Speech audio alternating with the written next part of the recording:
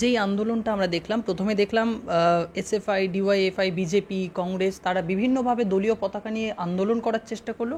তারপরে যেটা হলো মেয়েদের রাত দখল, এবং অবশেষে আমরা দেখতে পাচ্ছি আগামী 27 তারিখ, 26 তারিখ পর্যন্ত ডেডলাইন বেঁধে দেওয়া হয়েছে। 27 তারিখে দলমত নির্বিশেষে ছাত্র সমাজ, বুদ্ধিজীবী প্রত্যেকেই নবান্ন ঘেরাও করবে। রাজ্যের যিনি সমাজই ডাক দিয়েছে, পশ্চিমবঙ্গ ছাত্র সমাজ এই নামে, সেখানে বিভিন্ন রাজনৈতিক দল বলছে যে আমরা পতাকা ছাড়া গিয়ে, কোনো রাজনৈতিক পরিচয় ছাড়া গিয়ে তারা নাকি বিক্ষোভ দেখাবেন বা নবান্ন ঘেরাও করবেন। এই যে সামগ্রিক আন্দোলনটা, মেয়েদের রাত দখল হলো, কতটা প্রভাব পড়লো? আগামী 27 তারিখ ছাত্র সমাজের ডাকে যে আন্দোলন, কতটা প্রভাব পড়বে বলে মনে হয়? এই সরকার যদি অপসারণ, পদত্যাগ করে মুখ্যমন্ত্রী পদ থেকে মমতা বন্দ্যোপাধ্যায়, তাহলে কি আসল যে ঘটনা তা উন্মুক্ত হবে? অনেকগুলো প্রশ্ন একসঙ্গে, একটা প্রসঙ্গে অনেকগুলো প্রশ্ন তুলে ধরেছ। আমি খুব ছোট করেই উত্তর দিচ্ছি। প্রথমত আন্দোলন, একটা কথা বলতেই হবে, আন্দোলন বা রাস্তায় নামা বা মিছিল করা বর্তমান শাসক দলের সময়ে, যেহেতু পুলিশ মন্ত্রককে তিনি প্রথমেই হাতে তুলে নিয়েছিলেন, সেই পুলিশ মন্ত্রককে মোতায়েন রেখেছিলেন যে কেউ রাস্তায় নামলেই সঙ্গে সঙ্গে গ্রেপ্তার করবে। এটা আমি দেখেছি, নিজের চোখেও দেখেছি। প্রথম যারা আন্দোলন করতে যাচ্ছিল, মিছিল করতো, রাস্তাটা তো সকলের, সেগুলো দমন করার মতন প্রস্তুতি প্রথম থেকেই নেওয়া হয়েছিল। ফলে আজকে যে আন্দোলনটা আমরা রাজিকরের ঘটনায় যে আন্দোলনটা উঠে আসতে দেখলাম, সেই আন্দোলনও ঠিক একই গতি পেত, আন্দোলনে যেতে পারত না মানুষ। শুধুমাত্র যিনি আন্দোলন রুখে দেন তার পুলিশদের দ্বারা, তিনি আমাদের প্রতিবেশী দেশের ঘটনা দেখে কিছুটা বিব্রত হয়েছেন, কিছুটা নিজেকে সংযত করেছেন, নিয়ন্ত্রণ করেছেন। তাই পুলিশ নামিয়ে দিয়ে এক্ষুনি তিনি আন্দোলনকে স্তব্ধ করে দেবেন, মানুষ দেশবাসী অনেক দিন ধরে দেখতে ওনার পরিচালনা করার রীতিনীতি, রাজ্য পরিচালনা করার, আমি শাসক দল এভাবে বলি না, রাজ্য পরিচালনা করার রীতিনীতি যেরকম লক্ষ্য করছিলেন মানুষজন। আজিকরের ঘটনা প্রসঙ্গে, চিকিৎসককে হত্যাকাণ্ড সম্পর্কে বিষয়ে যে আন্দোলনটা অকস্মাৎ এই রাজ্যে উঠে এলো, আন্দোলনটা রূপ নিতে পারলো, আন্দোলনটা বাস্তবায়িত হতে পারলো, তার কারণ যিনি কোনো আন্দোলনকে, যিনি মনে করেন আন্দোলন তিনিই করতে পেরেছেন কেবল জীবনে, আর কাউকে করতে দেবেন না, তিনি কি ব্যবস্থা নেবেন, কি করবেন সে সম্পর্কে মানুষ শঙ্কিত হয়ে গিয়েছিল। কিন্তু এই ঘটনায় কিভাবে যেন মানুষ বুঝতে পেরে গিয়েছিল তারই আচরণ থেকে যে উনি কিছুটা স্তব্ধ হয়ে গেছেন, কিছুটা নড়ে বসেছেন, আগের মতন দাপটটা আর নেই। ফলে মানুষ আন্দোলনে নেমে পড়েছিল।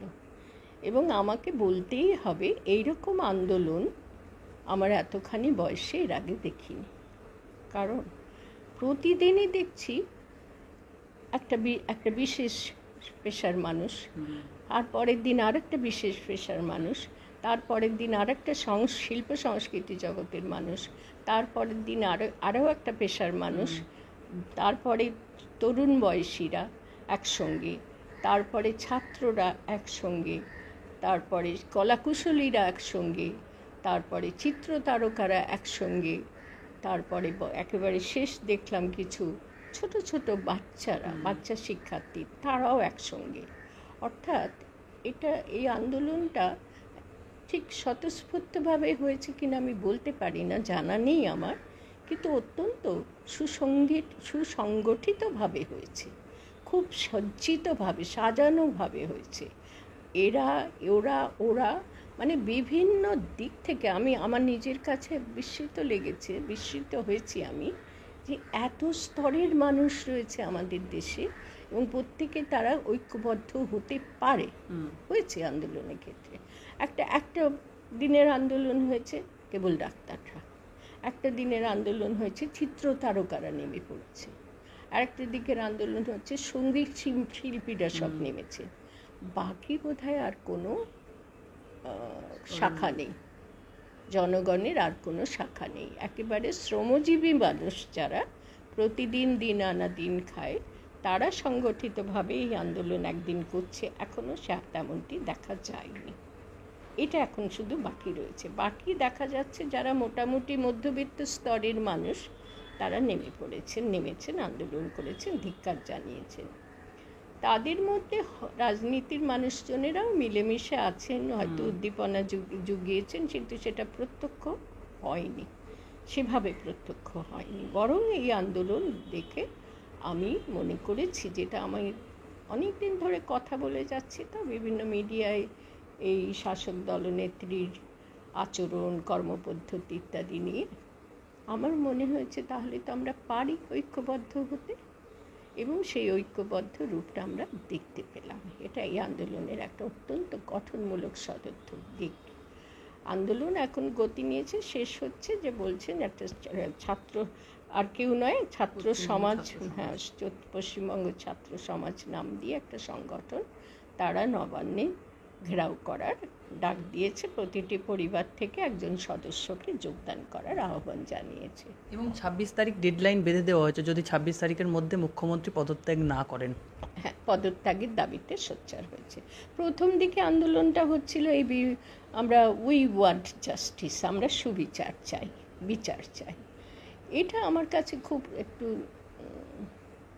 তথাকথিত আন্দোলন বলে মনে হচ্ছিল। ধর্ষণ হত্যাকাণ্ডের বিরুদ্ধে আমরা চাই যে প্রকৃত অপরাধী ধরা পড়ুক, কিন্তু আন্দোলনটা যেভাবে হয়েছে সেটা অভাবনীয়, অতি প্রশংসনীয় আন্দোলন।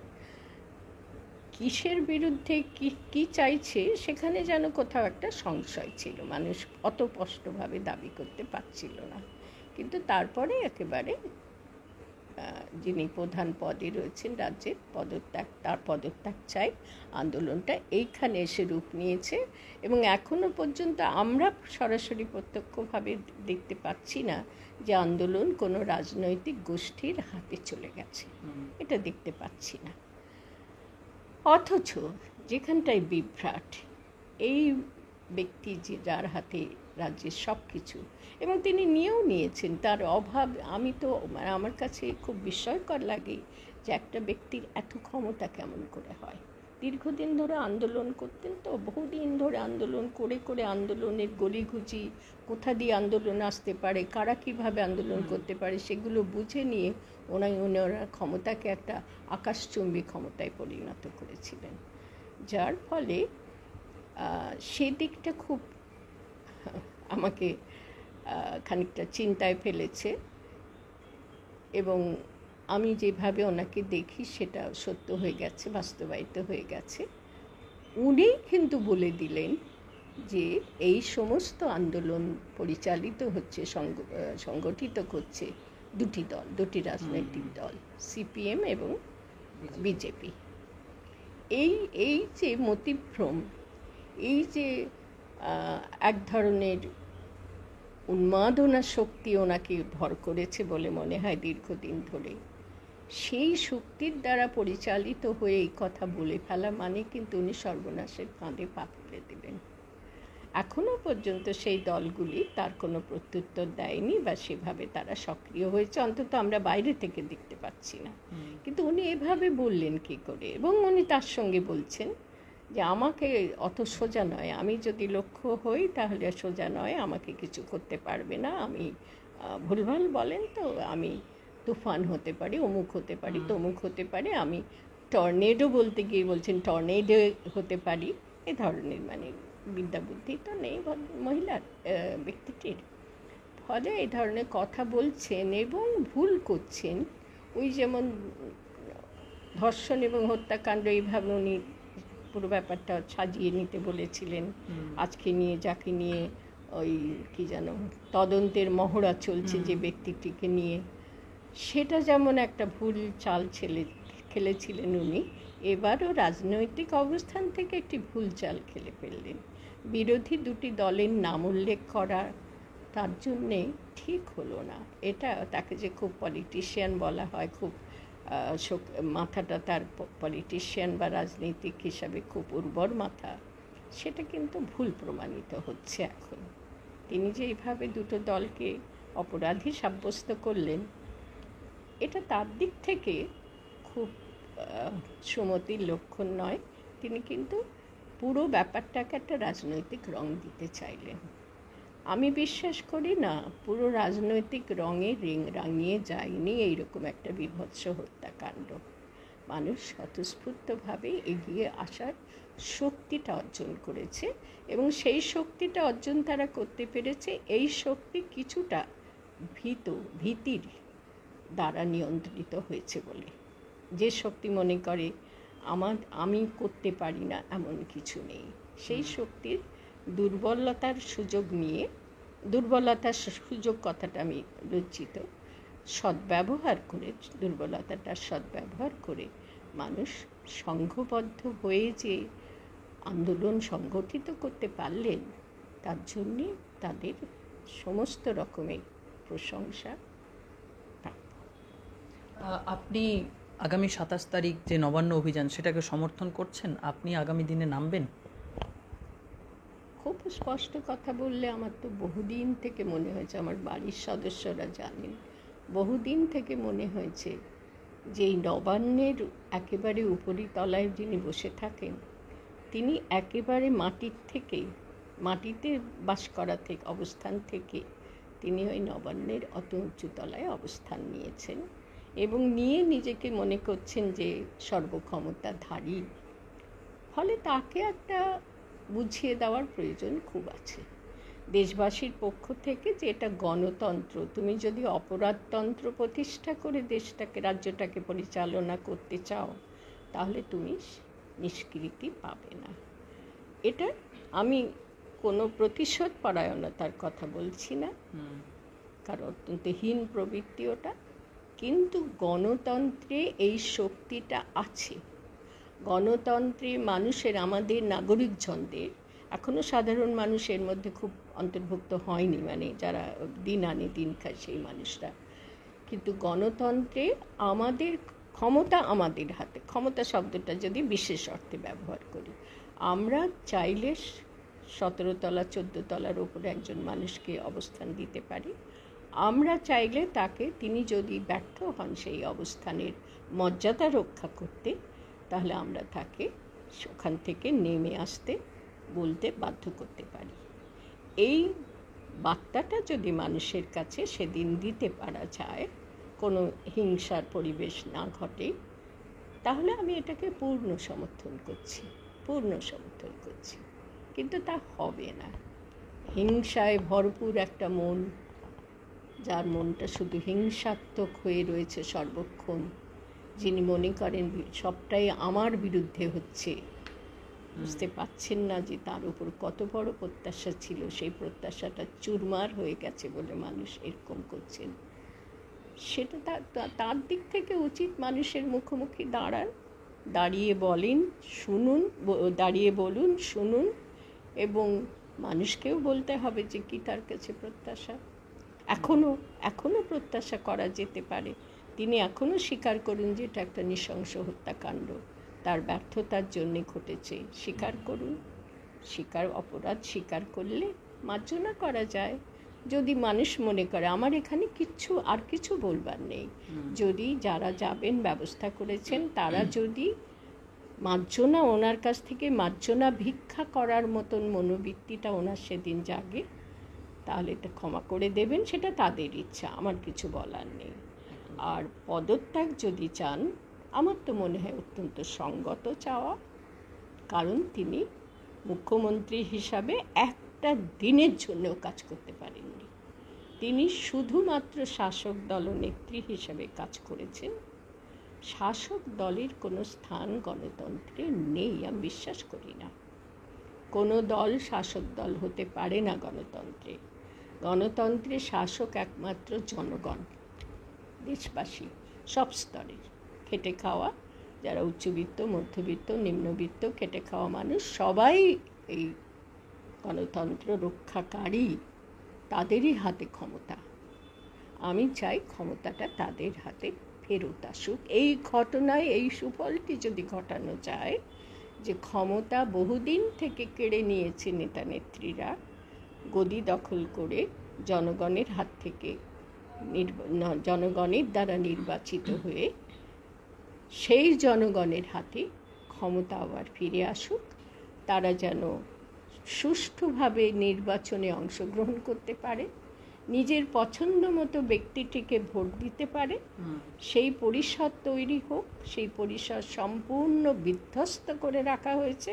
যে ব্যক্তিটির কথা এতক্ষণ ধরে বললাম, তার প্রতি আমার কোনো জিঘাংসার মনোবৃত্তি নেই, কিন্তু তিনি ব্যর্থ। এরকম ব্যক্তি কখনো কোনো একটা দেশের মাথায় বসে থাকতে পারে না। তিনি সবসময় বলেন মাথায় রাখবেন, শব্দটা বন্ধুটা খুব ব্যবহার করেন। আমি খুব সংকোচ দ্বিধা নিয়েই বলছি, যার নিজের মাথায় নেই তিনি সকলকে বলেন মাথায় রাখবেন। কথাটা কি এরকম, আমাকে মাথায় রাখবেন? মনে হয় তার বাসনাটা সেরকম, কিন্তু মাথায় রাখার মতন যোগ্যতা অর্জন করতে হয়। তার কথাগুলো আমরা মাথায় রাখবো না, তাকে আমরা মাথায় রাখতে পারবো সেরকম কাজ করা তার উচিত ছিল। একটুখানি যোগ করে দিই, অনেকে আমাকে মনে করে আমি যেহেতু আগের সরকারের অধঃপতন দেখে একটা বুদ্ধিজীবী মঞ্চ হয়েছিল, সেখানে সোচ্চার হয়েছিলাম যে এই পতনটাকে রুখতে হবে। সে তো অনেকেই এরকম মন্তব্য করেন, ওইসব মোবাইলে মন্তব্য আসে যে খুব তো মাথায় চড়িয়েছিলে, যোগ্যতা মানে গদিতে বসিয়েছ, আর এখন খুব নিন্দামন্দ করছে, এই ধরনের কথা অনেকে ব্যঙ্গোক্তি করে বলে। তাদের উদ্দেশ্যে আমি তোমার এই মাধ্যমটির মাধ্যমে বলতে চাই, কখনোই আমি এই ব্যক্তিটিকে গদিতে বসার জন্য সুযোগ করে দেওয়ার ইচ্ছা পোষণ করিনি, কারণ গণতন্ত্রে সেটা করা যায় না। আপনারা সকলেই দায়ী। এই ব্যক্তিটি যে গদি দখল করতে পেরেছেন, তার জন্যে জনগণই সে ব্যবস্থা করেছেন। আমি সেখানে কোনো ভূমিকাই নিইনি, কখনো নিইনি। এটা নিজেকে অভিযোগ মুক্ত করার জন্যে বলছি না, আমি গণতন্ত্রে বিশ্বাসী বলে বলছি। যখন কোনো গণতন্ত্রের সুযোগ নিয়ে জনগণের কাছ থেকে ক্ষমতা নিয়ে যদি কেউ ব্যর্থ হয়, তার সেই ব্যর্থতার দিকে আঙুল তোলার অধিকার আমার আছে একজন নাগরিক হিসেবে। কিন্তু তিনি ব্যর্থ হলে কে আসবেন? যেমন এই মুহূর্তে যদি সত্যি সত্যি বর্তমান মুখ্যমন্ত্রী, তথাকথিত মুখ্যমন্ত্রী, আমার কাছে শাসক দলনেত্রী, তিনি গদি থেকে নিজের আসন থেকে নামেন, পদত্যাগের দাবিটা যদি সফল হয়, তাহলে আবার কারা আসবে সেই নিয়ে প্রশ্ন উঠছে। অনেকে আমাকে বলে অমুকরা তো আসবে, তখন কি হবে? তার দায় আমার না, তার দায় নিতে হবে জনগণকে।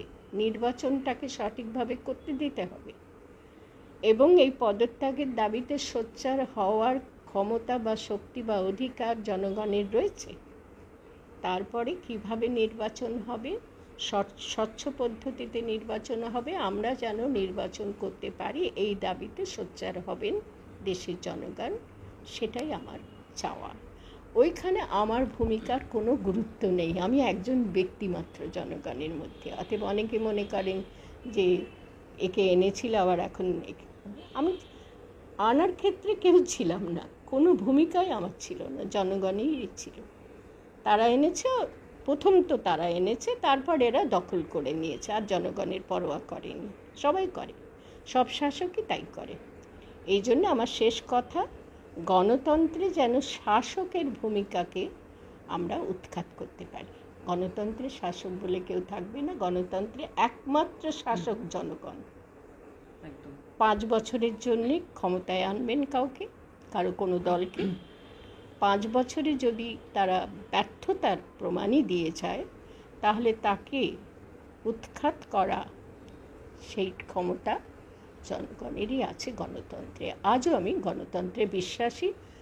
গণতন্ত্রকে যারা অপরাধতন্ত্রে পরিণত করছে, তাদের বিরুদ্ধে আমি সোচ্চার হয়েছি। তাই এত কথা বললাম তোমাকে।